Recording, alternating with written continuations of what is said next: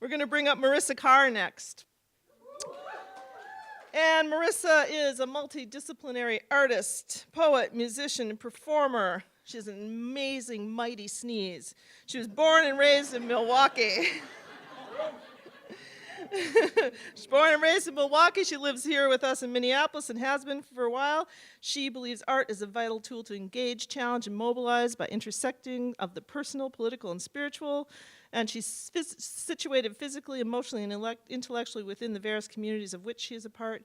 Marisa enjoys facilitating projects with youth and helping young people learn to use art as a tool to speak back to power and explore their hopes and visions for themselves and their communities. She is Turtle Mountain Ojibwe from the Turtle Clan, and we are ready to hear it from Marisa Carr. Thanks, folks.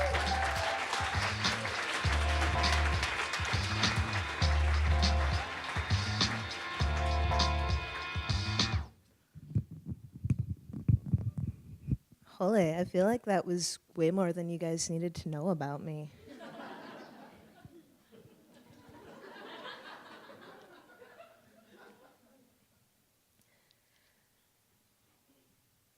I once heard that it's not the best of us who survive, that the best of us never survive. The best of us don't learn to cheat, steal, lie, refuse to do the ugly things that surviving often requires. They know that survival takes changes they're not willing to make, and maybe, for that, they rest peacefully in their graves. I'm the grandchild of someone who survived. We're each the grandchild of someone who made it through one war or another alive but haunted. Now we burn survivors' guilt into wrists with half-lit cigarettes and mourn our languages, our land, our dead. Born with boarding school scars on backs and nooses tightening on necks, destinies manifested as we look over our shoulders at old friends, strung out, locked up, drunk. Lives hung between now and the coulda, shoulda, woulda been if the Indians had won. I once heard that it's never the best of us who stay alive. So maybe I'll live for a long, long time and watch everyone I love die. We were never meant to survive. But maybe the best of us are just like the rest of us who line our sleeves with self-reproach and broken hearts and understand that survival is a liability and an art, and that best and worst are irrelevant terms, meaningless and easily reversed. I once heard that it's not the best of us who survive, that we were never meant to survive. But here we are. Please don't stop, because I only have 5 minutes. And if you guys clap, you're just taking up my time, but thank you. I'll bask in your adulation after the show.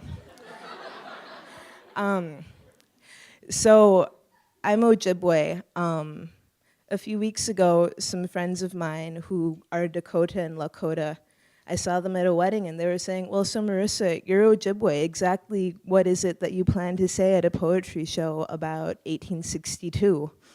I was gonna write a poem called Washte. I didn't do that. Then I thought about writing a poem called Shicha.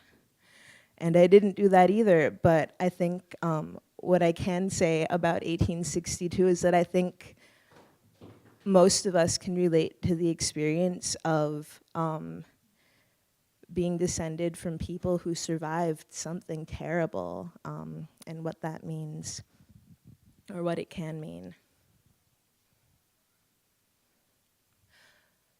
We were swaddled at birth in second-hand tragedy, threadbare but still intact. Borrowed, stolen, or passed down, we slip into it like an old coat that becomes a straitjacket, that becomes a shroud. Wear it with the same desperate tensity that makes us thumb our bruises and linger long after everyone else has gone home in the places that hurt us the most, that makes us refuse medicine for fear that we won't be healed, for fear that we won't know how to be without the chips on our shoulders that have grown down into our bones, for fear of success or failure that plucks away at the possibility of hope. When my brother and I were young, we patched each other's scrapes and punctures, packed them with cotton balls, and sealed them with masking tape, always so carefully, because when he broke his hand, it made my own fist ache. This is how I know that when you close a wound that's never been cleaned, it festers and burns. This generation has learned to wear scars with cockeyed smiles that pop up on autopilot when friends or bold strangers ask, "What the hell happened to you?" To crack uncomfortable jokes and laugh too loud so they'll know that we have nothing to hide, that the railroad tracks of tissue that traverse our limbs are too old to matter, that they stopped hurting years ago, that we're just fine. But sometimes they hurt enough to keep me up at night. And when I finally sleep, I dream of atomic bombs, unjust wars, internment, the Middle Passage, boarding school. It didn't happen to me, but I heard the stories. They say forgiveness brings peace, but peace is fickle. He never stays with any of us for long. So we go to bed early, stay up all night, fill pipes, empty bottles, do yoga, go to meetings, cut wrists, go to the gym, stay home, stay away, pop pills, meditate. Look for ways out from under old hurts that seep like South Minneapolis arsenic into the soil that nourishes our roots. Maybe we can't help it that we poison the very things that we try to sustain, prick fingers and draw blood as we try to stitch together narratives with the brittle thread of our own lives. Someone's child will carry these one day, slip into them like old coats and say that it didn't happen to them, but they hurt our stories. For real, don't do that, because I'm gonna try and squeeze one more in. Public service announcement, please vote next week. I think we have to set our clocks back tonight, so don't forget. I just thought of that on my way here.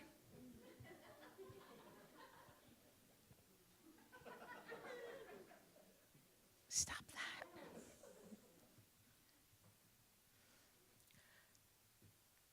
My heart is indigenous land, unceded.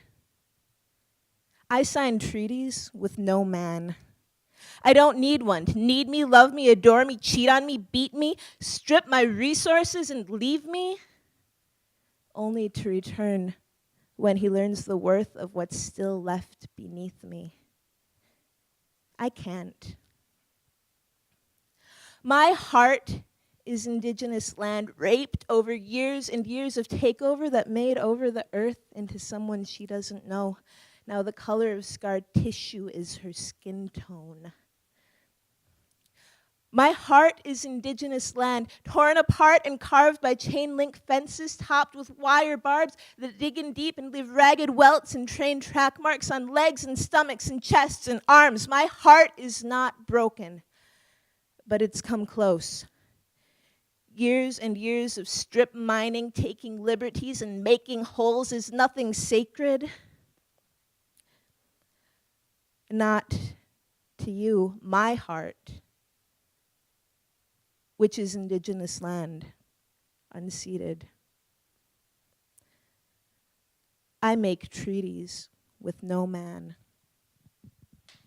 Thank you so much.